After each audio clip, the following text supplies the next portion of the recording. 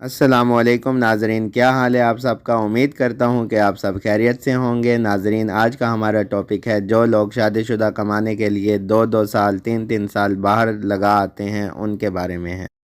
ایک بار حضرت عمر رضی اللہ تعالی عنہ نے اپنی بیٹی حضرت حفصہ سے پوچھا کہ عورت شوہر کے بغیر کتنا عرصہ صبر کر سکتی ہے؟ صحابیات تھی اور بھی دوسری صحابیات تھی۔ ان سے آپ نے کہا کہ انتہا مدت عورت کی صبر کی 4 مہینے ہے۔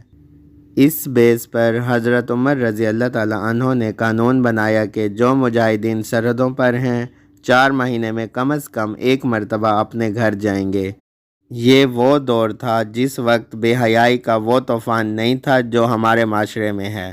انٹرنیٹ پر بیہودہ چیزیں اور جو کچھ معاشرے میں آج کل بے حیائی ہو رہی ہے، واٹس ایپ اور فیس بک کے ذریعے مرد اور عورت کے آپس میں رابطے ہو رہے ہیں، یہ چیزیں نہیں تھی۔ تو اتنا پاکیزہ دور تھا، خلفائے راشدین کی حکومت تھی، تو اس دور میں بھی یہ کہا جا رہا ہے کہ عورت 4 مہینے سے زیادہ شوہر کی جدائی برداشت نہیں کر سکتی اور اس کو گناہ میں پڑنے کا خطرہ ہوتا ہے۔ تو آج کے دور میں یہ کیسے ہو سکتا ہے کہ سال 2 سال اپنی جوان بیوی سے دور رہا جا سکتا ہے؟ جائز تو ہے، سال کیا 10 سال بھی رہ سکتے ہیں، لیکن بیوی کی اجازت سے۔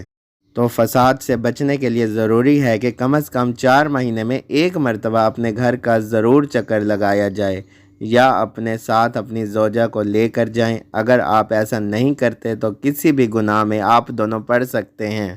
اپنی خواہشات کو قابو کرنا بہت مشکل ہے۔ مرد اور عورت کے لیے اپنی زوجہ کو اپنے ساتھ رکھنا چاہیے یا اپنے ملک میں ہی جاب تلاش کرنی چاہیے۔